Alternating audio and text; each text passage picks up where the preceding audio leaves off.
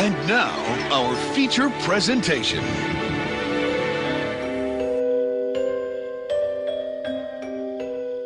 I like it spooky.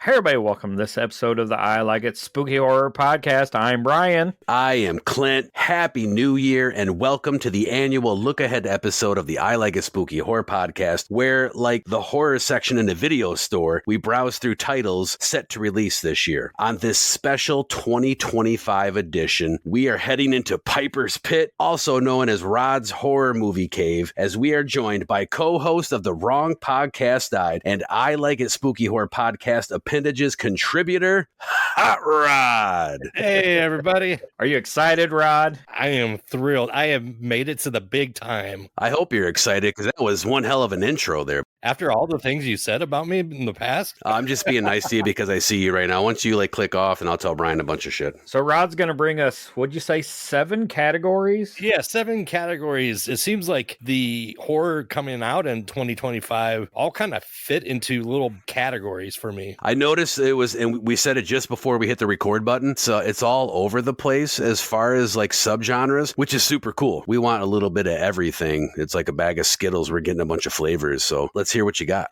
Let's taste the rainbow. First one I'm going to go over is childhood horror. They're just taking all these childhood icons and making horror movies. So the first one I got is Mouseboat Massacre. No date yet. Synopsis: the story follows a young woman battling a drug addiction who suddenly begins to see a mutated mouse, human hybrid, who infests her life. Those around her begin to drop like flies. I don't know if you guys have seen the Mickey Mouse, the one that came out in 2024. No, I heard about, they had the whole thing. What was it, 4 or 5 months ago, back in 2024, and it was Mickey became public domain, and then I heard of 2 or 3 or maybe even 4 different titles. So it was supposed to be Steamboat Willie, though. That was the thing, because that was the oldest. Yeah, there was that. I don't know if anything got released though, but I did see, looking ahead, and I don't know if you have this in your list. The one that I saw comes out in January this month is Screamboat, that stars David Howard Thornton, and I think that's kind of one of the Mickey Mouse spinoffs. That's the next one I got. That one's scheduled for January 30th. So he's playing Screamboat Willie. The film is the story of a late night ferry ride in New York City where commuters and deckhands and all of the usual passengers are attacked by a murderous and mischievous mouse who is mean, tiny, and loves getting up to no good. So I don't know how David Howard Thornton's going to be tiny. I was getting ready to say that, tiny, because he's kind of a taller, lanky dude. Brian,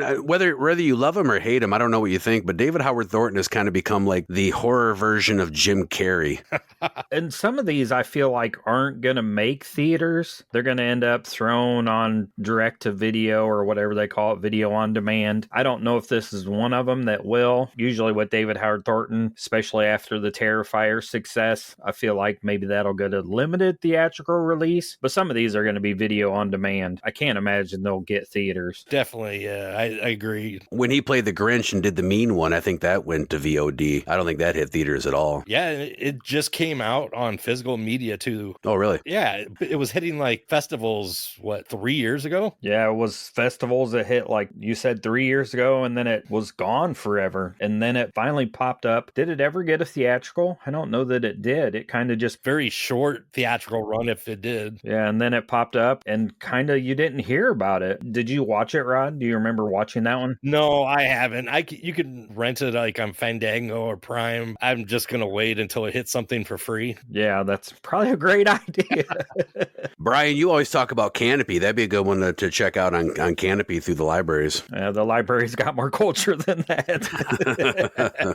I got 3 more that are for the childhood horror. They're all the same character. Popeye the Slayer Man. That's coming out sometime in 2025. I am's what I am's. Curious group of friends sneak into an abandoned spinach canning factory to investigate the legend of the Sailor Man, not Slayer Man, who is said to haunt the factory and local docks. I've seen the trailer for this. I mean, you guys have seen it, right? I haven't seen a trailer for it. I saw a blurb on Facebook about it. Yes, I saw the trailer. I feel like it's going to ruin the whole movie. They show pretty much every kill that's going to happen, right? That's what it seemed like, yes. The second one is called Shiver Me Timbers. It's supposed to come out March 1st. The synopsis on that one is is in 1986, Northern California, Olive Oil, her brother Castor, and friends go on a camping trip to see the meteor shower with Halley's Comet. Maybe a comet hits Popeye? Wow. I think I'm going to hard pass on that one. We don't do these look ahead episodes to trash on movies, but I was hoping that it was going to be better than its title. And then after you've read me the synopsis, I don't think it's going to be better than its title. And then the last one, this one was very little, but they did have a little bit of a synopsis. And a lot of my synopsises came from IMDb, or in Clint's language, Internet Movie Database. Yes. I think I say data, not data. You know why I do that? I do that because if I don't actually say it out, then I always flip the D and the B and I sound like an idiot. So I have to actually like give the whole title. So the last one, Pops the Slayer Man, or just Pop. I couldn't find an exact title. No date. The legend of Popeye haunts a group of counselors as they intend to open a summer camp. That's all I could find on it. So it's very vague. I'm going to guess that even if we see these, we're not going to see them until like 2026. If we see them at all. I mean, is this stuff that's going to be thrown at a wall? They're going to see how the first one does and possibly make that one. If that does well, they'll make another one. If that one does well, they'll make another one. Or, oh, we're a studio that needs something that's going to flop so we can write it off. We'll make that, or it's going to end up on a YouTube or on a, who knows, a TerrorVision release or some shit like that. Nothing against TerrorVision, but this reminds me of the same blueprint that late 2023 and most of 2024 we saw, where it was the Goldilocks and the Three Bears horror version, the Cinderella horror version. You saw all these kind of like childhood stories retold. And I think those, I didn't see any of them because I didn't have time, but I think those were taken a little more seriously. These all sound like just, I don't even know, but it sounds like the same blueprint. Let's toss all these style of movies and see if they catch on, then we'll keep making them. Kind of like the same thing with Cocaine Crocodile and Cocaine this and Cocaine that. You know, there's a million cocaine movies. But I do have to say that for this category you picked, Rod, I wish to the horror movie gods that I can't remember the director's name, which sucks because I met him in person, hell of a nice guy. But the director of Psycho Goreman, can you imagine if he stepped in and did a movie in this vein? It would be bring back Manborg or BioCop. You know what I mean? Please. Well, and I think we had talked about it the one day, Rod, when the first Popeye trailers came out. Popeye's not a bad guy. Right. All of these, Popeye's the bad guy. Why isn't Bluto the killer and Popeye's the one trying to save the kids? That make more sense. It would, but that's not what they're going for. That kind of leads into my next category, the Pooh-niverse, not Poon-niverse, because we're family friendly sometimes. The first movie is Bambi, The Reckoning. Comes out February 7th. After a mother and son get in a car wreck, they soon become hunted by Bambi, a mutated, grief-stricken deer on a deadly rampage, seeking revenge for the death of his mother. So these are all directly related with the Pooh, Blood and Honey movies. And I know there's a lot of people that don't like them. Evidently, there's a lot of people that must like them because there's no way they would be putting out all this. The second one is the Peter Pan's Neverland Nightmare. That comes out February 24th. There may be a special screening January 13th or the 15th, and that's directed by Scott Chambers, who played Christopher Robbins in the Blood and Honey movies. The synopsis on that one is it follows Wendy as she embarks on a quest to find her brother Michael, who has been abducted by Peter Pan and Tinkerbell. I've seen some clips to this one, and it looks kind of freaky. So to answer your question, kind of going back to the, are they making money? Are they just throwing stuff at the wall? I got to wonder too if some of these, and I'm not knocking them because in all honesty, I haven't seen them, but I've seen trailers of some like Pooh, Blood and Honey, you know, and they look like they're fun. But you got to wonder if maybe this is like filmmakers in their own echo chambers. They're like, oh, we're great. This is great. You know, because everybody's like, oh, this was a cool movie because it's friends of theirs. So they just keep putting stuff out. It's some British company that keeps putting these out because most of the actors keep their British accents, and I don't even know what the company's called yet. Wasn't Winnie the Pooh a British story anyway? So you've always said they're fun, Rod. Blood and Honey was kind of fun. It wasn't the greatest. I can understand why people would hate it. The second one I thought was a lot better because it started to give you a little bit more explanation why Winnie the Pooh was out there killing people. Well, you said it had Tigger in it, so that's always more fun. Ow. They're fun group party watches, or maybe eventually end up on something like a Mystery Science Theater or something like that further down the road if that's still around. I mean, I hate to complain because we're getting new horror. Right. And horror films are being made. I wouldn't say we're living in a great time for horror films, but we're not living in a great time for horror films. You know what I mean? Like, no, I do. And it's funny because when Rod did almost all of the research for for this episode looking at these movies ahead. So thank you, Rod. Brian and I did a little bit too. And when I looked up just to see what was going on in 2025, I saw 2025, the year of horror. And I'm like, bullshit, because you said 2024, the year of horror, 2023, the year of horror. We're getting new stuff. Horror seems to be on the forefront of a lot of stuff. I mean, Heretic and Alien Romulus. And there was another film from last year that are getting maybe Oscar buzz. I know Heretic, got a Golden Globe nomination. Yeah, I think Hugh Grant got nominated for something. What was it, 2 years ago when Godzilla won Best Picture? So it's in the forefront. We're just not getting those things that are sticking and going on people's lists of their best horror of all time. I mean, I don't know anybody that's putting Terrifier 3 on their list of best horror of all time. Maybe Heretic is, but I haven't seen that one yet. Hey, Brent Edgett's going to show up and kick your ass. Stop. Yeah, I know. It's very much like these studios are taking an idea, throwing it at the wall and just seeing what sticks. Some of it is okay. Yeah, Heretic was awesome. It was like my top movie of 2024, but a lot of stuff is falling through the cracks. Well, I know that, again, through the small bit of research that I did, that there are some really heavy hitters and some things that we've been waiting for a while coming out in 2025. So I'm interested to see what else Rod's got on his list. Okay, so the next one, Pinocchio Unstrung, somewhere in the middle of the year, starring Robert Englund and Richard Brake from every Rob Zombie film. I've told Brian this before, be careful, because Richard Brake will show up and kick your ass. That guy is intense. And it's directed by Rhys Frake Waterfield. He's the one that's been directing the Blood and Honey movies. Synopsis on that is Geppetto introduces his grandson, James, to a magical doll called Pinocchio, who develops a friendship. However, unaware of Pinocchio's naive nature, James introduces him to the world, resulting in the doll going on a crusade to eliminate all things bad. This one I'm interested to see. I do believe I saw the trailer, and Boots, my youngest, last spring did Pinocchio with the school theater. And so her and I are excited to watch this just because now, since she was in the play, we're a little invested in the story. It looked like they took it seriously. It didn't look like a flash in the pan or they were trying to make like a goofy ass film. It looked like it was going to be pretty scary. And then, which I don't know if this is a joke or if they're actually going to do this, Pooniverse Monsters Assemble. So they're going to get all these characters together in one movie like the Avengers and make a movie. Just a minute ago, I said there's some heavy hitters. I want to see what else Rod has on his list. And then you...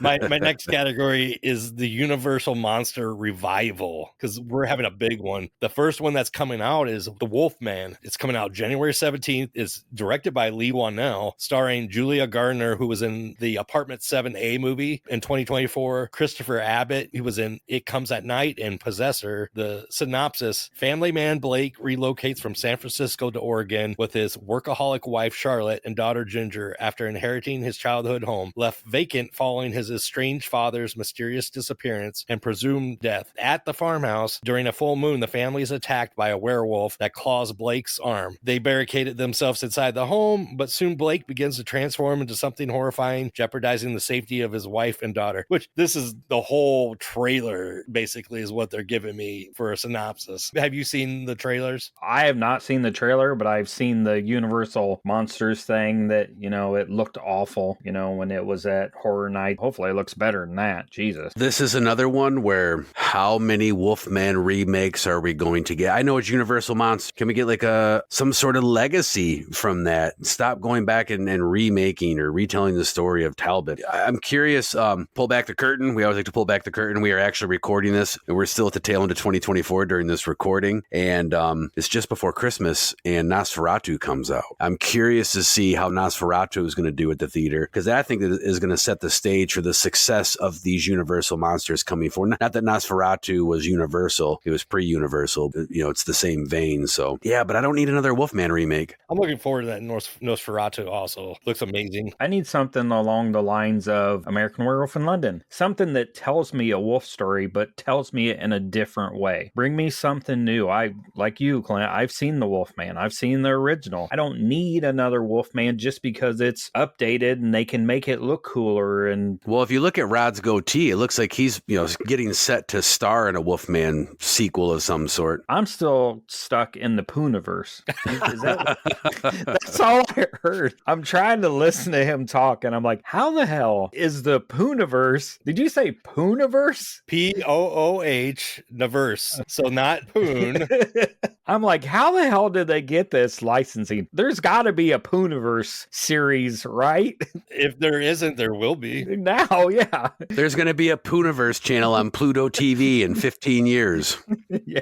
Oh, what's next? Next one I got is The Bride, coming out September 26th. It's a horror musical based on The Bride of Frankenstein. It's a musical? Yeah. Oh, I did not know that. At least that's what I read. It could always change. Starring Jake Gyllenhaal, Christian Bale, and Jesse Buckley. Also directed by his sister, Maggie. Yeah. The synopsis is, in 1930 Chicago, Frankenstein asked Dr. Euphronius to help create a companion. They give life to a murdered woman as the bride, sparking romance, police interest, and radical social change. Now, wait a minute. So this sounds to me, I'm sorry to cut you off, but this sounds to me like someone had just got done watching one of these Pooniverse movies, and then they were on opium, and they were watching the Rocky Horror Picture Show and Frankenstein, and they were like, let's combine this. It's the Hooker? Yeah, Frankenhooker. They're watching Frankenhooker too. Yeah. Right. A musical? 2025, the year of horror. Sorry. Could be interesting. But there is another Frankenstein titled Frankenstein, directed by Guillermo del Toro, starring Mia Goth, Oscar Isaac, and Christopher Waltz. Synopsis on that is, Dr. Pretorius tracks down Frankenstein's monster, who is believed to have died in a fire 40 years ago, in order to continue the experiments of Dr. Victor Frankenstein. That's what I'm talking about. First of all, it's a Del Toro movie, so it's going to be done well. Second of all, it's not a fucking remake. It's like a legacy sequel. It's a continuation. That's cool. I'll spend my money on that for sure. They use the actual doctor name from Bride. Pretorius was in the Bride of Frankenstein. He was the guy who had the mini humans in jars. That's going to be interesting too. It's not a remake. Yeah, it's that legacy that kind of like The Shape of Water. Did you ever see that one, Clint? No, I've heard you talk about it and how well it looked. It was a beautiful movie. Did you see that one, Rod? Did you ever see A Shape of Water? I watched it in 2024. It's pretty much Creature from the Black Lagoon. It's a different story. It's a newer story. So it's not that creature, but it's some kind of legacy or lineage. It leads to this story. And I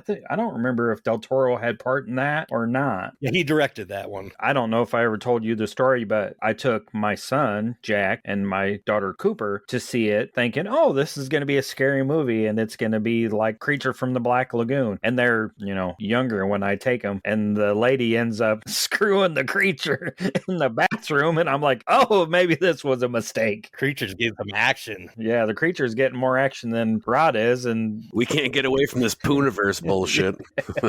So the last one in the Universal Monsters, Dracula, A Love Tale, sometime in 2025, directed by Luc Besson, who did The Fifth Element, and then starring Christopher Waltz. That was the only person named to it. Synopsis: after his wife dies, a 15th century prince renounces God and becomes a vampire. Centuries later, in 19th century London, he sees a woman resembling his late wife and pursues her, sealing his own fate. Basically, it's just Bram Stoker's Dracula again. all you have to do to become a vampire is renounce God. So I don't know how long ago it's been since you've seen Bram Stoker's Dracula, because it kind of goes further into the story than Universal Monsters Dracula went into. But yeah, it talks about how he's at war and his wife gets killed or something like that. Then he does a blood sacrifice or some weird shit and becomes Dracula. That's just what this sounds like they're redoing. Yeah, another one, a remake, retelling, rehashing, because we have no original ideas, or all the original ideas are fan films or shorts or people that aren't getting studio money, which is sad. We've talked about it on Indie Spotlight for the past couple years, and it sounds like going in through 2025, indie is what is going to keep the genre moving forward. Almost everything that you've listed so far, and this isn't a knock on you, obviously, Rob, but almost everything that you've listed so far, I almost guarantee is not going to do well at the box office. And then these the studio execs are going to be like, why? I don't understand what's going on. They keep going to the well and it's dry. I don't feel like the younger generation is going to want to see these films. And us older horror fans have already seen these films. So who are these being made for? Good question. I think of the 4 of those Universal monster ones, the Frankenstein ones are the only possible interesting ones to watch. To see a musical of Frankenstein and then see what Guillermo could do with that one. I will go see because he's attached to it. That's a reason enough right there. But so I have this piece of paper, and as we're recording, I'm writing down titles that I'm like, oh yes, I want to see that. Yes, I want to see that. I have one so far, and it is Frankenstein, and that's it. I thought it was Popeye the Slayer, man. Jesus. Well, okay, 2, I guess if I have to. The next category, big box office hit franchises. This is where we're getting these franchises from years past, and they're revitalize them after at least 5 or more years. Yeah, and there's one that you're going to list that I'm going to shit all over. Trust me. Go ahead. First one I got, I Know What You Did Last Summer, coming out July 18th. Bullshit. Fuck this. It should not be made. Why are they doing this? It was the worst slasher franchise ever. What made anybody in their right fucking mind think that, hey, let's make another one? This frustrates me. No synopsis is known yet. All you know is that Jennifer Love Hewitt and Freddie Prinze Jr. are coming back. They're doing their roles from the previous films, but in a modern setting, as far as I could tell. Well, that makes me want to go see it. I was wrong. Well, you just wrote the synopsis. Jennifer Love Hewitt and Freddie Prinze Jr. still are being stalked by a killer that knows what they did 15 fucking summers ago. It's like the Scream 5 where they just called it Scream, and give it something else. Give it a slightly different name. You could go on forever with these like they're going on forever with Scream. Like, at what point are you sick of somebody trying to kill this group of kids because they're related to this killer and they just come up with the most oddball ideas? Like, your mom and my dad were on an episode of Jerry Springer together and she was cheating on him with his Uncle Billy, so now I want to kill your family. Right. But bottom line, though, the reason that the Scream franchise goes on is because it has a strong fan base, because it was a good movie and a good story and had decent sequels. You see people wearing Ghostface t-shirts and socks and underwear and hats and everything else. Ghostface lunchboxes. Who the fuck have you ever seen with a fishhook t-shirt on? Nobody. Leave the franchise hit by a car and thrown off the ravine and at the bottom of the ocean. You're almost dressed like the killer from the... You got the beanie cap anyway. Wasn't he like a Gordman fisherman or some shit? Yeah. I don't normally get that fired up about something, but besides Eli Roth, Cabin Fever, I hate that fucking movie and I hate that franchise. Nobody cares what I hate. Go ahead. That's all right. I care. Thank you. Fuck you. Next one I got, Saw 11, September 26th, and all that's known is that Tobin Bell and Shawnee Smith are somehow reprising their roles. Hello, Amanda. You don't know me, but I know you. I want to play a game. Here's what happens if you lose. Artificial intelligence. But how do you put a date on this and then you have nothing? I feel like that was every year with that series. But every year it came out on Halloween, and I'm surprised that they moved to September now. Next one, The Conjuring Last Rites. That's coming out September 5th, starring Patrick Wilson, Vera Farmiga, and her sister, Tessa Farmiga. I know where she's from. She was in the Nun movies, and she was in American Horror Story. If I remember correctly, I thought that was her daughter. No. It's her sister? Yeah. There's just a big age difference between the two. And if I remember right, I heard that this is supposed to be the last entry in the Conjuring universe, correct? With the Warrens. That makes sense then, because I also read that, and there's no release date on this, it could be 2026 or beyond, that they're putting together a Conjuring television show as well. And basically the only synopsis I could find is that the Warrens are going to investigate a paranormal activity or something like that. So nothing is released on it. The Warrens are doing something to what? They're going to investigate paranormal activity? There's a ghost? No way. What? This is new. Way to change things up. Okay, next one of the big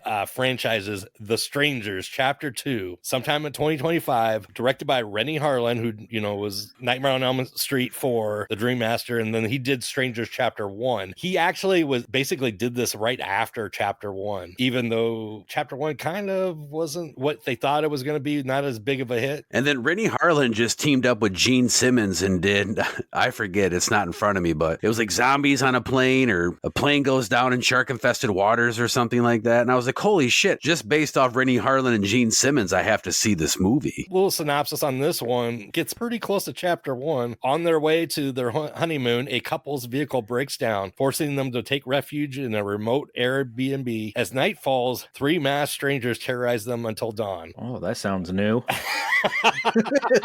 What the fuck? This is not a big franchise, though, Rod. I mean, I've never seen the original Strangers. I hear it's really good. This is the 4th one, though, that's coming to it. Well, and there's another one after this. He made 3 films. Right. And he made them back to back to back. Probably was like, oh, let's just throw all these together. We already have the people here, the actors and actresses and the food crew. So we'll just wrap up the pizza from today. We'll start another movie tomorrow, and then we'll be done by next week. It's sort of like Saw in a way, because in the second Strangers movie, they killed the killers, telling their past story. Basically, that's how Saw goes. They go back in time a little bit, or they have somebody who was inspired by Jigsaw. I feel terrible because I feel so far this whole episode, we've just been complete like anti-horror fans. We're just bashing everything. But here's what I'm picturing. I'm picturing 12-year-old Clint at the video store, kind of like I said in the intro to this show, and I'm browsing through titles. And there's such a wide variety of artwork and titles and genres and styles and just and monsters and all kinds of stuff. And I feel terrible because if there was a video store based off this year so far, it would be 12-year-old Clint going, the strangers, the strangers, the strangers, the Wolfman, the Wolfman, the Wolfman, Frankenstein. Are we lucky that there's not video stores, or are we unlucky? Because it sounds like we would come across a lot of stuff that we wouldn't like because we'd grab it because it's got a cool cover or it's the strangers and we don't get to read all about it and there's no trailers. So we just grab it based on how it looks on the front. But then there would be stuff that we would grab and we'd be like, oh, then we'd love that. We just pay more now. Well, yeah, that too. So here, we'll lighten this up a little bit better. 28 years later, coming out June 20th.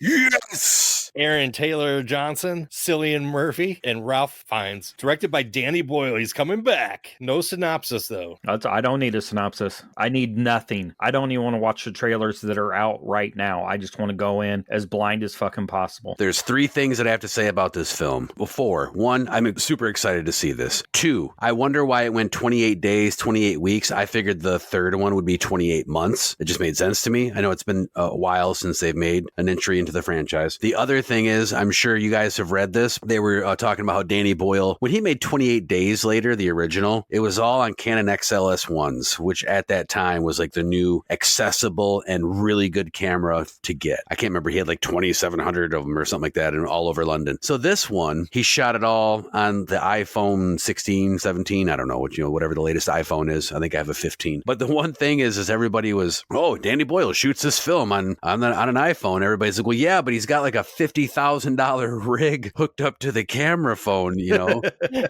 And then the last thing I want to say about this movie, I don't know if you guys saw this, was there was a still shot of a zombie, and everybody thought it was, I always say Cillian Murphy, and it looked just like Cillian Murphy, so everybody's like, oh, now he's a zombie. And then I heard it was a dream sequence, and then some actor said, no, that was me in makeup, and the guy was kind of like freakish looking. I don't know. None of it matters. I don't know why I'm babbling all these facts. I want to see this movie. I'll give them my money now. Are there pre-sale tickets anywhere? Give me $100. I'll get you your pre-sale ticket. All right, here's. I promise. $100 to Rod. I don't trust him as far as I could throw him. Okay, good. Yeah, go ahead. But now you have 2 movies on your list, or was it 3? No, that's 2. I was bullshitting about my movie. Yeah. Yeah, this is definitely one I want to see. I was talking to Rod earlier, and I said, welcome to 2025, the year of the zombie film. And I don't know if they're on his list or not, but there are more zombie films coming out this year. Next one, Final Destination Bloodlines, is scheduled for May 16th with Tony Todd attached to it. So with the passing of Tony Todd, I don't know if this will be his last movie or not. I know there is a movie that is currently out or is coming out on Fandango, like direct streaming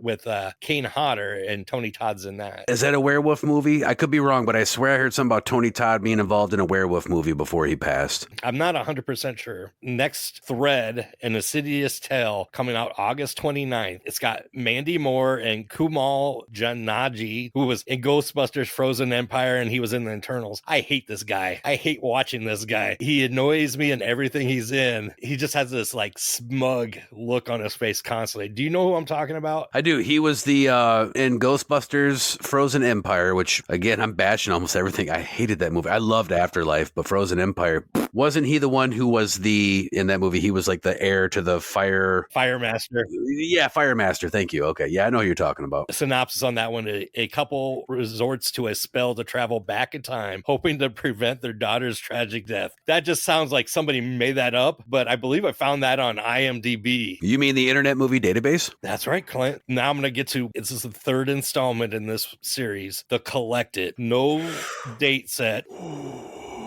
Last one that come out was, the second one was Collection in 2012. So, or 13 years after that. It's still got Josh Stewart as the thief / maybe hero. It's also got Tom Atkins, the sexiest man in horror. Get the fuck out of here. Seriously? That was what was attached to it. Ooh. Emma Fitzpatrick from The Collection. So she was from the second one, the survivor from that. And the original writer and director, Marcus Dunstan. Otherwise, nothing's known about the synopsis. Brian, you have talked about those two movies before. I had never seen them, just never had a chance, never got around to seeing them. It's because you don't watch 700 movies like I do. Yeah, I wish I had more time. So recently I was at Rebecca's house. This was maybe 4 weeks ago. And anyway, we had some time. And so she's like, she had seen it. She goes, have you seen this movie? I go, no. So she put it on. I'm like, okay. Oh, I just fell in love with it right off the bat. And it rolled. She goes, let's watch the second one. And I'm just like a kid with a cereal bowl. Like, okay. And the second one was just as good. And I'm like, oh my God. And then I remember hearing about the third one. So I started looking it up thinking that maybe it had come out. No release date, you said, right? Right. No release date. I think it's been in production hell forever. People have been clamoring for this movie for years. Yeah. There's a big fan base. Write it down. Oh, yeah. You gotta write it down. Yeah. Sorry, I was all excited. The Collected. Here's one. We'll see what the responses are. Oh, he's wincing. Uh-oh. Return of the Living Dead, coming out Christmas 2025. Woo! Sorry, Alexander Ward, that's the only one that's attached to it. He was in Salem's Lot that just came out in 2024, and he was in HBO's Westworld. It's directed by Steve Walsh, who did Insane Mike from Attack of the Killer Podcast, his favorite movie, Muck. And then he did some other movies, Fog City and Kill Her Goats. Synopsis: taking place 18 months after the events of the Uneeda warehouse in Louisville, Kentucky, a new trioxin 245 leak puts a small Pennsylvania town on the brink of a zombie outbreak during Christmas of 1985. I will see this film. I'm not sure it'll get into theaters because his other stuff I don't think has ever gotten into theaters. Maybe a limited run with the Goat movie, but I'm worried because his other stuff has not been good. Yeah, even Mike didn't like Muck. And on the episode of AOTKP, he's talking about it, and then I could feel the challenge coming on. And so I went and I watched that movie before I finished that episode, and he did challenge me at the, and it was the worst movie, one of the worst movies I've ever seen. When this trailer dropped, like I was at work and I had some downtime and I was on my phone the second it dropped, and I saw instant feedback, and a lot of it was more negative than positive. I'm excited just because any Return of the Living Dead entry is going to be better than 4 and 5. What Necropolis and Raid to the Grave, which were just terrible fucking movies. And this is cool because it's kind of going back to the roots of the story, I think. So I have interest. Yeah, I'm going to see it too. But all these people are hating on it. Even our friend Josh Perlmutter from Bootleg as Fuck Toys, he like wrote the dude like a nasty post. Josh, I love you. But the only reason I'm attaching Josh's name is because I know he says what he means what he says, and he was not a fan. But I'm gonna wait and see it and make my judgment. I have to see it. How do you not see it? And I know there's some legal issues going on between the director of this and the cast from the original. There's another film that's starting fundraising or crowdfunding, or they're not using Indiegogo, they're using another site, but Linnea Quigley is making a film, and I think it's going to be a feature. It's called Trash's Revenge. But this is a fan film, right? Trash's Revenge, a fan film. I don't know. It's got the original cast from the movie. Like, they're all, the ones that are alive, I believe, are all, except for the one guy, they're all part of this film. If it gets funded, I would imagine it's going to maybe get a theatrical release. I mean, you would definitely shop it to studios, right? You would think so. But you know what would be awesome is if people don't compete. I know competition is supposed to bring out the best, but if you have the original cast members wanting to resurrect this franchise, not resurrect, wah, wah. And then you have someone wanting to make almost like a legacy sequel and is showcasing the Tar Man, an iconic character, then why not just get together and make a really fucking awesome movie? And I've seen people say, well, how can you have another Tar Man? They not, because there was more barrels down there. Did anybody see part 2? Yeah, there could be 20 Tar Mans. I'm happy because I'm getting more of one of my favorite films, Good, Bad, or Indifferent. I'm going to get something that, that I'm happy to see. Who cares what everybody else? I mean, Brent's fucking happy when they make the Terrifier 15. I can be happy about a bad Return of the Living Dead, right? Brent, I'm sorry.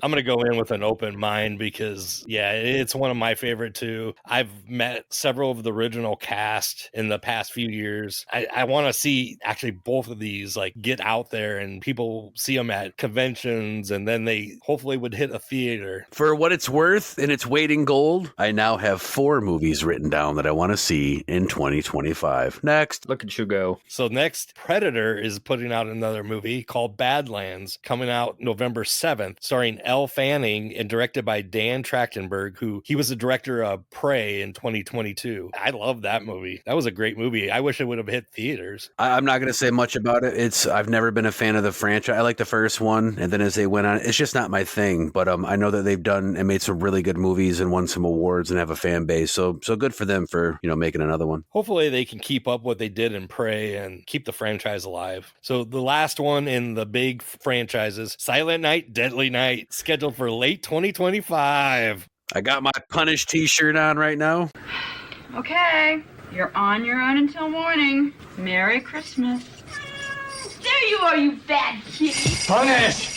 It's going to be released by Cineverse, who did Terrifier, and written by Mike P. Nilsson, who did Wrong Turn in 2021 and a segment in the VHS 85. Those two things, not my favorite, but I have to go in with an open mind. I love that franchise. So although I've heard that before, that it's kind of course, anything that comes out anymore, and I don't know if it's because social media or what, but it's just there's no mystique anymore, but everybody's split on everything that comes out anymore. Very few things come out and everybody's like, oh, I love it, or oh, I hate it. But the VHS 85 had some quality moments. It's a quality film. You know what I mean? Whether you liked it or hated it, there were some cool visuals in that movie. And the other cool thing, we talked about this on the flagship show of the I Like a Spooky Horror. Well, this is the flagship show. Sorry, Rod, you were here and I got confused. And we talked about it recently, and it's got producers from the original film involved also. So it's got some of that original flavor. I have 5 movies on my list now. I will see this movie. Is that kind of like this show is part of the flagship show, kind of like part 2 is kind of like part 1 in the Silent Night, Deadly Night series? I see where you're going there. It's a little confusing, but that would be a great segue into what the fuck is going on, but we're not doing that segment this show because I could have said that it's garbage day, but we already talked about the Punaverse. But okay, next category I got, there are part 2 horror movies coming out next year. Oh, get my pencil ready. Yeah. First one is Five Nights at Freddy's 2, scheduled for December 5th. They're bringing back Matthew Lillard and Josh Hutcherson. Anyone can survive 5 nights. This time, there will be no second chances. Bullshit fucking synopsis. That's kind of lame, but that movie's not made for us, I don't think. You can't go wrong with Matthew Lillard, so. I went and saw it at the theaters. I took Finley. We both enjoyed it. For what it was, I had fun with it, and anytime I can take my 6-year-old to see a scary movie in a theater, I'm going to have fun with it. So we'll definitely be seeing the second one. I've said this before. If I had to choose between Five Nights at Freddy's or the Spirit Halloween movie, I'm watching Willy's Wonderland all fucking day. Give me a Willy's Wonderland part 2. Next one, Talk to Me from the A24, just sometime in 2025. As far as I know, the main actress from the first one is not coming back. She's already announced it. Yeah. You were not a fan? I wasn't. I've seen worse. I didn't hate it. I was expecting more. And when I watched it, it was pretty run of the mill. We'll move on then to I don't know how they're going to do this one, but the Black Phone 2. I'm like Kip from fucking Napoleon Dynamite right now. Yes. scheduled for October 17th. Ethan Hawke's coming back, and it's directed by Scott Derrickson, who did Black Phone and Sinister. I'm down. And yeah, I love Ethan Hawke, and I love Sinister. So when our old co-host Jason was on the show, we covered this, and all three of us, which was rare that all three of us thoroughly enjoyed a film. I think we all gave this thing a 10 out of 10 or close to. What's intriguing about Black Phone 2 is the first one was so good, and Rod, you already said it. We have no idea what we're going to see in the second one. So you go back to the earlier part of this episode right here, and a lot of the movies are like the Strangers sequels. It's like, oh, we know what we're getting. We know what we're getting. Here's this really good fucking movie that's coming out with a sequel that we have no clue how it's going to shape out. I love it. I don't want any synopsis. I don't want any trailers. I just want to go in as blind as possible. That's kind of my thing for this year. I want to go into these films knowing as little as possible. I find when I do that, I enjoy a movie so much more not knowing anything about it. I have a fact to give you about this movie, and that is it has made the list. We'll move on to the next one, and it is Megan 2.0, scheduled for June 27th, starring Allison Williams, Jermaine Clement, who was in What We Do in the Shadows, and Violet McGraw reprising her role. Nothing's known about this one either. When I was at Indianapolis Days of the Dead, and this would have been 2023, when I was hanging out with the Valentine Bluff guys, helping promote the film, the actress who played Megan, I'm pretty sure it was there, had a huge following, a bunch of people at her table wanting to get her autograph. Of course, NECA's done a lot with her toy. It kind of like instantly became like this mainstream classic. She became a mainstream player. I haven't seen the film, but apparently everybody likes it. I liked it. It was probably in 2023 was in my middle ground of favorite movies. Another one I've seen with Finley, another one that I will take her to the theater to see. So the last one in the part twos, and one I may be looking more forward to than both of you combined, is Thanksgiving 2 by Eli Roth. Wow. I'll tell you this.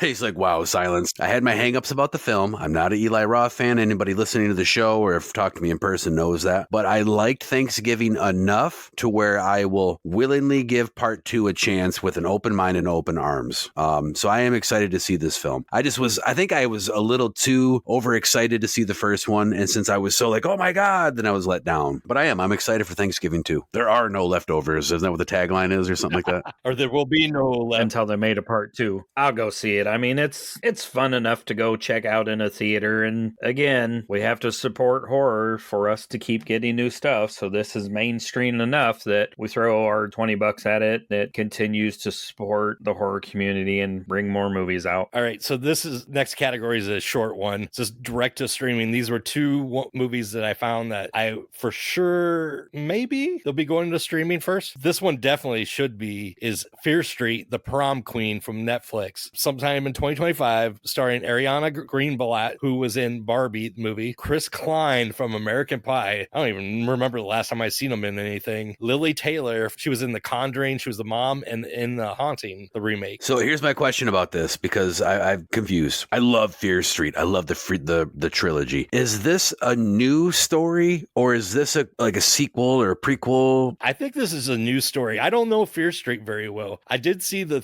trilogy that came out on there. They were all pretty much synced together, but this one I don't know anything about. I think where I get confused is it's not Fear Street with a different title. I swear I saw it advertised as Fear Street Part 4 or something, which tells me that it ties in with the first 3, but that was kind of an open and shut story. And then it said it was going to be like in the 2000s or something like that. Netflix has kind of been hit and miss, but I did enjoy those 3 movies. I think they'll pull something off, and I think it's going to be something new. Is the Fear Street stuff kid-friendly or my kid-friendly? You're kid-friendly. My kid-friendly? Okay. It's definitely something I need to check out to get prepared for this, and I know you enjoy it. I think our friend Chuck enjoys it. He did a cosplay of one of the characters from the series, so I would imagine he enjoyed it. I don't know if Rod enjoyed it. Oh, yeah, I did. Yeah, I just need to sit down and watch it, and I'm going back and forth on what to do for our holiday break. Maybe Fear Street's the thing instead of putting on a bunch bunch of Christmas stuff I've already seen. Maybe I just throw on some Fear Street and do that. Fear Street, me and the entire family enjoyed it so much that the year that came out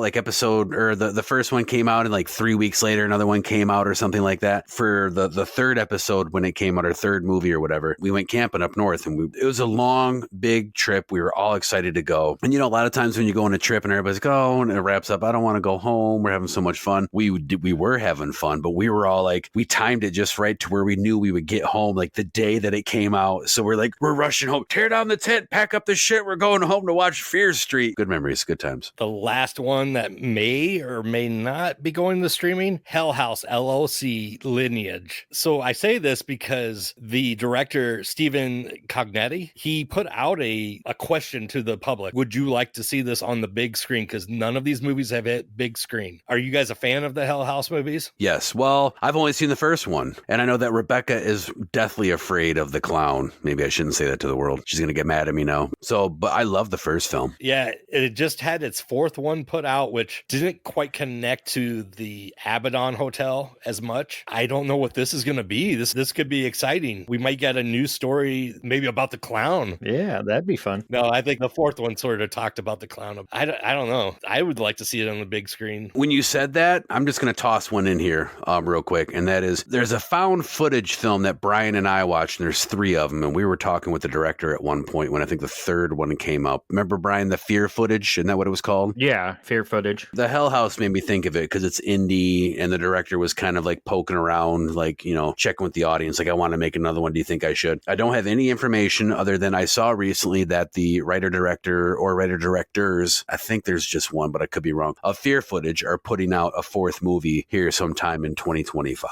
It's a smaller budget, I would imagine, but I enjoyed it, and the stories were cool. I don't know what you thought of them. Oh, we enjoyed them. The 4th one was kind of but they were trying to branch off and get away from the core story, and Boots and I were pretty invested. In fact, to this day, we make reference to some of the story, so yeah, we enjoyed them. I haven't seen any of them. Are they just on YouTube or? No, I think it was like an Amazon or a Vudu. Yeah, it was Amazon, I believe they were on. We caught a screener for the one. Well, I think it was for the part 3. Yeah, sit down. Fear footage. The first one and the second one were really good. The third one really wasn't that bad. But as they go on, the kind of ripple gets a little farther out and a little farther out. But if you like found footage, paranormal style movies, then it's right up your alley. And it's an anthology, I believe. There's kind of 3 stories and it ties together at the end. I'll have to check that out. Final category, which I have quite a bit in this one, promising new horror. So these are movies that we've not heard about, that have no remakes as far as I know. Fairly newish ideas, but we'll see. The first one is The Monkey, coming out February 21st, directed by Osgood Perkins, who just came off of Longlegs, and he did The Black Coat's Daughter. It's based off of a Stephen King story. So that's a remake. Kind of. It's a story, but it hasn't hit the screen, has it? No, because George Romero directed Monkey Shines back in 1980 something or other, which was based off Stephen King's Monkey Shines. I'm viewing this as a remake. So the only thing I could find for a synopsis was, after stumbling upon their father's vintage toy monkey in the attic, twin brothers Hal and Bill witness a string of horrifying deaths unfolding around them. In an attempt to leave the haunting behind, the brothers discard the monkey and pursue separate paths over time. However, when the inexplicable deaths resurface, the brothers are compelled to reconcile and embark on a mission to permanently eliminate the cursed toy. I'd never have seen the George Romero. It's been so long and I don't remember how the story went, so I can't tell you if they're just taking it their own way. But yeah, George Romero, Monkey Shine, Stephen King story. And again, it was mid to late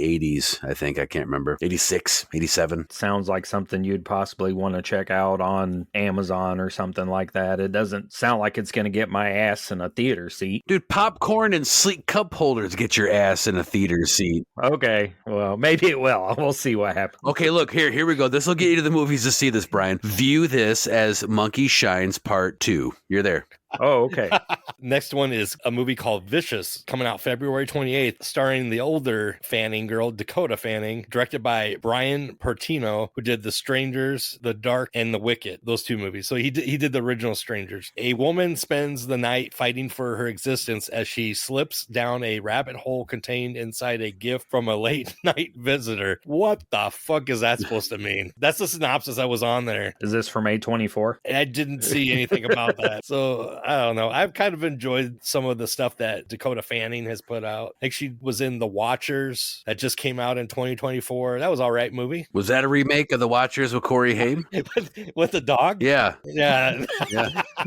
No. Not as far as I know. Oh, okay. God damn it. Quit correcting me on everything. I'm so sorry.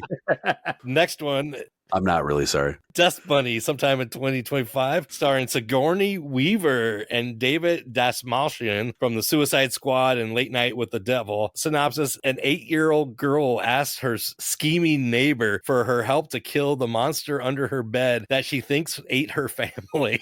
So I tell you what, right now, based off David Dastmalchian and Sigourney Weaver, it's going on the list. What's it called? Dust Bunnies? Dust Bunny. That sounds interesting. And what I like about it is it doesn't give too much away in the synopsis. This sounds interesting. Anything, Brian? What's next? So I've seen a preview on this next one. It's called Companion, due to come out January 31st, starring Sophie Thatcher from The Maxine and Heretic, and then Jack Quaid. He was in The Boys, the TV series, and Scream 5, and Harvey Guillen from What We Do in the Shadows and Werewolves Within. I can't think of what his character's name is anymore.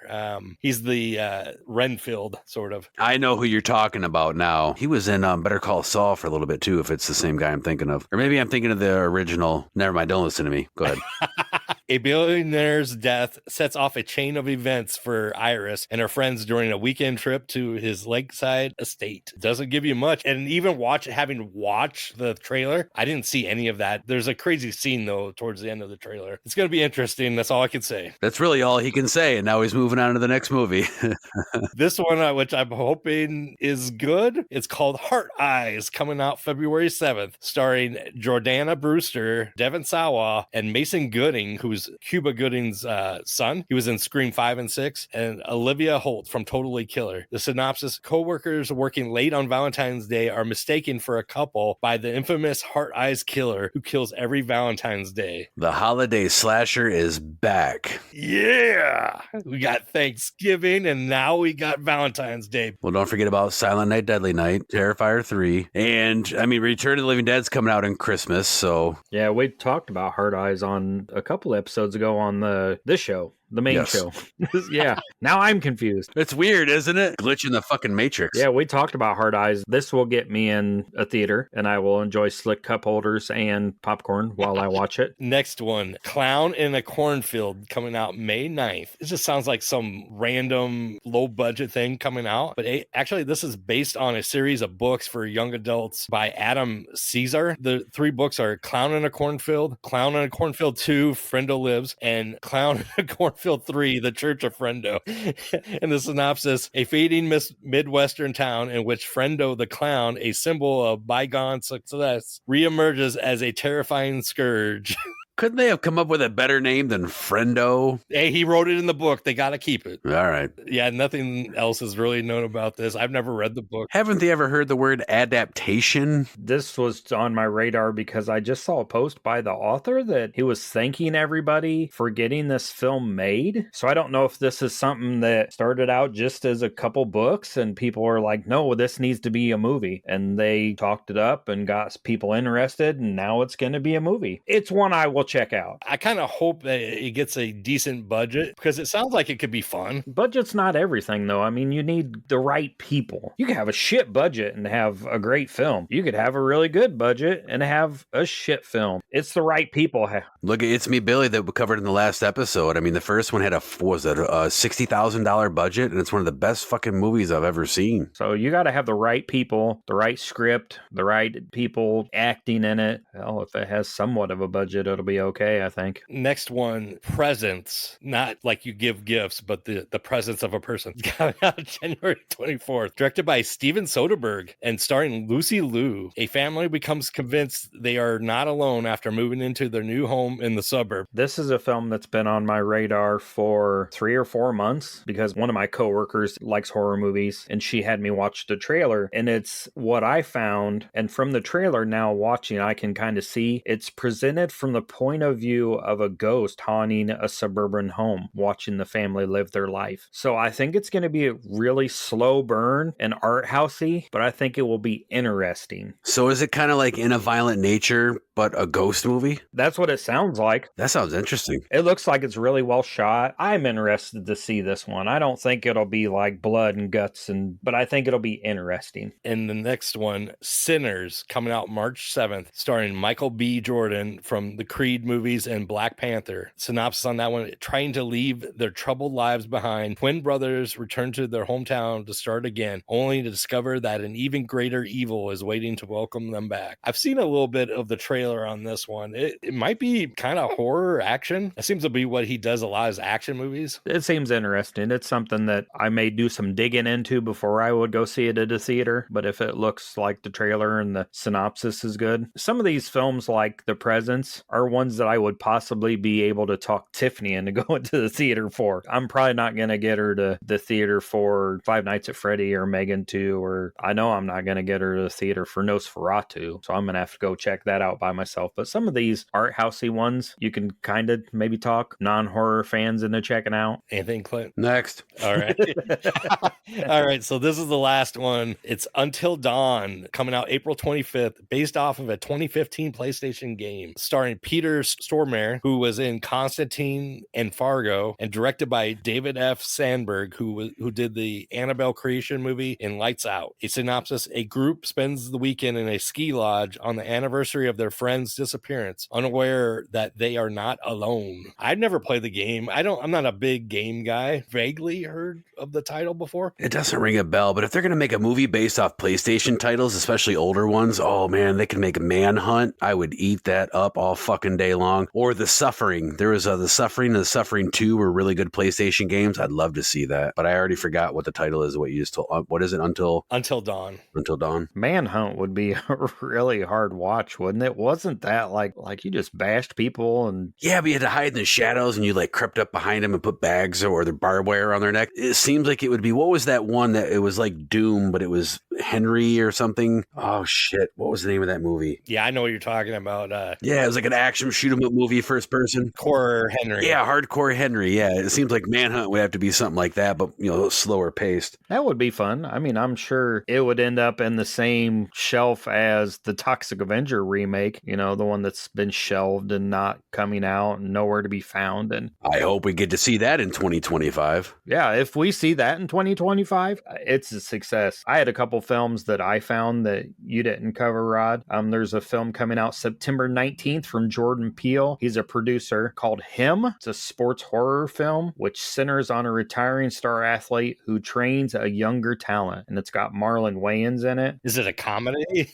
It just says sports horror film. It'll be interesting about that. And Brian, you said this before, that some of your favorite films are when comedians or comedic actors do serious roles. So yeah, they go out of their comfort zone. And Jordan Peele reminds me of M. Night Shyamalan, where it's hit or miss. There's some really good ones and some, what the fuck am I watching? And then there's a Wake Up Dead Man, a Knives Out mystery with no date determined. It's the fourth film in the series, the third film in the series. Looks like the cast is, of course, stacked as always. Not sure what that'll be about. The Running Man, which is a remake and is horror adjacent, November 21st. I don't know if it's more like the book. It sounds like it'll be good. I don't know. Is it something that we would go see in a theater? I think it's going to wind up being like the RoboCop remake, or there's a couple other remakes like that where it's just going to, and that's just my opinion. Hopefully it's a good movie. I don't know if it's going to get I'm such a huge fan of the original. We've already covered that here on the show, but I've seen good ones. Like, remember when they redid Death Wish recently, like that was really good. And I'm a huge Death Wish fan. So that one sat well with me. And then the last one I had was a upcoming comedy supernatural horror film. Stars Paul Rudd and Jenna Ortega, Death of a Unicorn. I seen the trailer dropped. I didn't watch the trailer. I caught maybe a little clip of it at A24-ish. So it's going to maybe be more art house. I will probably look into what it is, but I don't know that I'll watch it. Jenna Ortega hasn't really done anything bad, I don't think. I've enjoyed most of what she's done lately. Yeah, but I don't feel like she's done anything where I'm like, I absolutely loved that. Well, there is something something she's done that you should have absolutely loved, and it's something that nobody mentioned, and that is that sometime in 2025, Wednesday Season 2 comes out on Netflix. It just recently wrapped production like a day before this recording, and maybe you weren't a fan.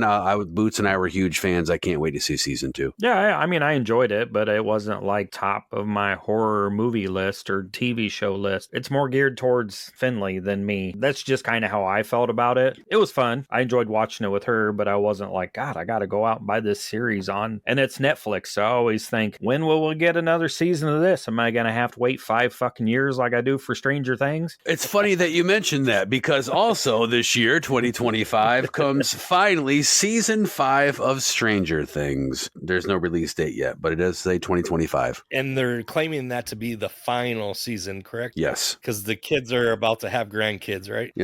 Initially delayed because I think COVID, isn't that what the initial delayment was? So yeah, if they don't capitalize on wrapping the story up soon, then they're going to have to do something like that, because you're not going to believe that they're in high school anymore. Well, yeah, it'll be 2024. They can't keep them young forever. That's it. Got anything else? Nothing? You got another one? Yeah, but go ahead. Might even be the one I was thinking of. So I just found out shortly before we started recording, and I don't have a release date on this either. It was breaking news on the Living Dead Weekend fan page on Facebook. Apparently, since 2022, there's been talks about a re-release of Night of the Living Dead 1990, the one that Tom Savini directed. Friend of the show, artist Brian Hoover's like all-time favorite film. We covered that on the show. We love this movie as well. So apparently it's going to be getting like a re-release. It's like a director's cut. Sony is doing the director's cut. And this was earlier in 2024, I guess, where Tom Savini was on a panel with Greg Nicotero, according to this article that I'm reading, which is from Lawrence, I always screw up his last name, DeVincent's, who is huge in the Living Dead, weekend culture and stuff. It's supposed to be an uncut and restored. It has a new opening going from black and white to color. And Savini states that the movie used to be about 30% of what he envisioned, but now this is going to be more like 60% of what he envisioned. So fans of Night of the Living Dead 1990, look for this to come out. I have no more information other than that, but it sounds like it's coming to fruition, and it's going to have, I'm assuming, more footage, more of a story. Could be interesting. I like Savini's take on it. It's definitely something that will end up on Why Are We Poor and be Why I Am Poor, because I will buy a copy of it. That's another thing. I'm so excited to live in this time where horror's getting in theaters, it's getting on streaming, it's getting direct to video, it's definitely getting physical media releases. It's getting figures, it's getting vinyls, it's getting all this stuff. The physical media release thing, it's a point I'm glad you brought up on the last episode where we covered It's Me Billy and It's Me Billy 2. During the news segment, we talked about news Reanimator 40. And at the time of that recording and that reporting, it was just teased and we didn't know, is it going to be a part 4? Is it going to be a box set release? Come to find out, in 2025, there is a Reanimator box set release. It's, I don't know, I don't remember all the stuff that was listed, but I know there was some collectibles and,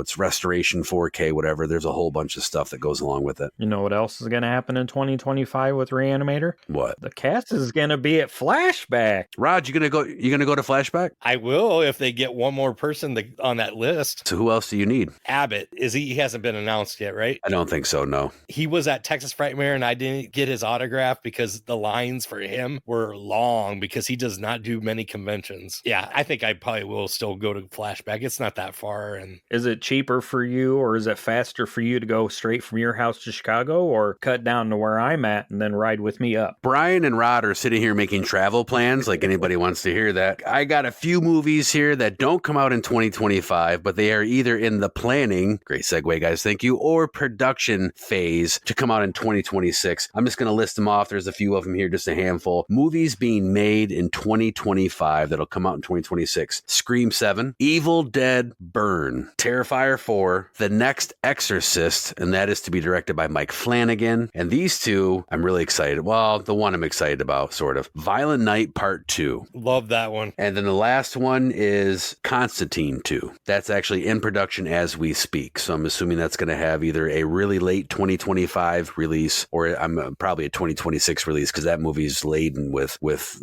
after effects. And I don't know, I thought that was a fun list. Definitely stuff that we'll talk about later in the year or on this episode next year when we do 2026 horror. I'm shocked that they haven't done the sequel just in the last couple years, because I thought it was a big hit when it came out, and I thought they were going to cash in on it. They announced the sequel almost immediately. I don't think it was a big hit. I think it was a mediocre hit. I don't have the budget and all the numbers and stuff in front of me, but I think it did well enough where I remember like right off the bat, they're like, okay, we're making a sequel and you're supposed to see Mrs. Claus. I mean, I'm interested. I think it would be a fun holiday horror movie. Maybe we'll get a Jack Frost 3. Wouldn't that be fun? I mean, the guy's starting to go to conventions. Speaking of Silent Night, Deadly Night and Jack Frost, I know this is off the beaten path of movies coming out in 2020. We should do a convention episode. Well, we kind of cover that on this show most of the time anyway. But yeah, Brian's talking about Creature Feature Weekend, which happens the end of March. Is it March 25th, 6th, and 7th? I think. Go look up Creature Feature Weekend. But they've announced several guests, and they've announced the guy who played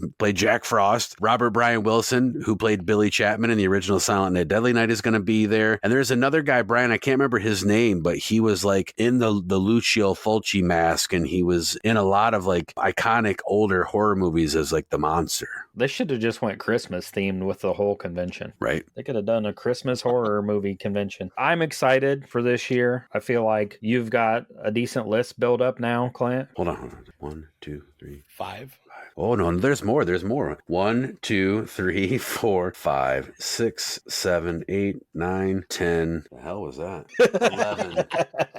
Oh, I wrote down Fear Music. What the hell am I writing down? What? Was that Fear Street? I don't know. We'll cross that one off because I know what it is. I got like 10 here. I got 10 movies I'm going to spend my money on this year. That's probably all you'll have time to watch this year. I doubt I'll have time to watch that. Because I remember listening to the episode last year, and you guys were a bit skeptical of how this year was going to pan out with the strike having happened. But it seems like they had these things in the bag, and they were just waiting for it to stop and an agreement to happen, because there was some great ones in 2024. And I think there's some that are going to come out in 2025 that we haven't even heard about that are just going to make our top 10. Absolutely. Every year, this is what, the third year now that we've done this look ahead episode. And it almost seems like if you go back and listen to them, I'll have to, but it almost seems like every year we have a negative tone because the initial reportings are always like, meh. And just like you said, Rod, throughout the year, great stuff. And towards the middle end of 2024, yeah, there was such a great, and it was those indie films that we were looking for coming out of the strike. Of course, the strike's been over with for a while now, so I hope we still maintain something like In a Violent Nature or Late Night with the Devil, and don't just fall back in this routine of Critter 17 and The Wolfman 24. And I feel like every year it's something that we dismiss or we didn't talk about a lot or that we didn't talk about at all. In a Violent Nature, Late Night with the Devil. I don't remember that we talked about either of those last year. Maybe we did.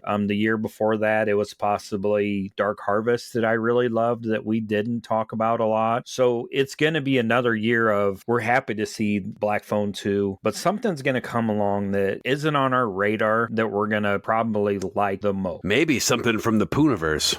I'm guessing no. So there is at least one more movie, and I know of probably a few more that are going to be shown in 2025. But before we get to those announcements, I'm jumping the shark here, special announcement. Before we get to those, we should probably get to our podcast network, the PFPN. They're not part of the Pooniverse. I know Brian Clark likes those damn demoniac movies.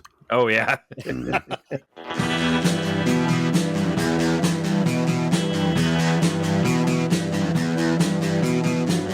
You're listening to the Prescribed Films Podcast Network, home to hundreds of hours of free podcast entertainment. The shows on this network all have a common goal, providing you with the best discussions about movies and other forms of entertainment media. The PFPN hopes to fill your earholes with audio joy. Visit our website with links to all the other amazing shows at www.thepfpn.com. Thanks for listening.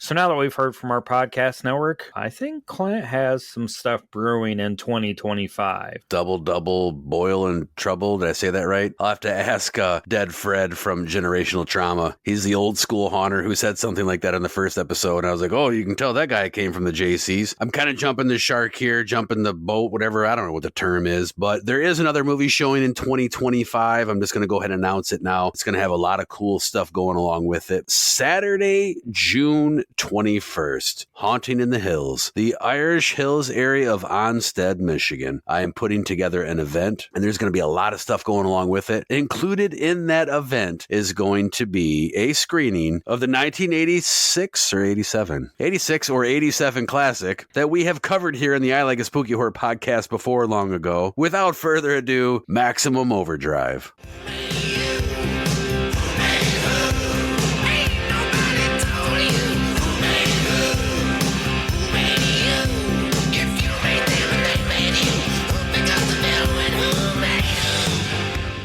Yes. So I chose Saturday, June 21st to show this movie because if you go back and watch the movie, the Earth enters in the tail of the comet, and it was June 19th, I believe. But June 19th is like a Thursday. So I was like, well, the closest I can get to that is Saturday. So June 21st. The Haunt's going to be open. I can officially announce that. The movie will be screening. I can officially announce that. Gosh, I don't know if I can officially announce this or not yet because I got a handshake deal on it. Keep tuning into my social media and keep tuning into ongoing episodes of the I Like a Spooky Horror podcast that Rod isn't on. We will give you information about that as it goes. I don't want to hog all the spotlight because I don't think Brian has anything specific to announce, but he's working on some stuff behind the scenes too to bring some screenings this beautiful year. So I'm hoping to bring some stuff to Burlington, Iowa, to the Capitol, and I'm hoping to work with our friend Justin Beam. We've had a couple conversations about bringing some stuff possibly to the drive-in in the Quad City area, possibly doing some stuff with the Last Picture House. I just need to go there and say, who do I need to talk to about bringing some fun stuff? Because I see that there's a set of Italian films that were made in the Quad Cities that my friend said are more dramas, but for some odd reason, these Italian directors love to come to the Quad Cities and make these films. And I think they would do well with some Severin stuff there. Are these like current made Italian films or back in the day? No, I think they're like more current within the last 5 or 10 years. They're made in the Quad Cities, but they're Italian and probably weren't meant for Americans to ever see. So maybe like some Lifetime stuff. It just sounds interesting. I'll probably go check it out because they're made in the Quad Cities and they're probably just fun to watch. But my friend did say they're the bad kind of movies and not the fun kind of bad movies. We keep coming back to that Pooniverse. I tell you something else.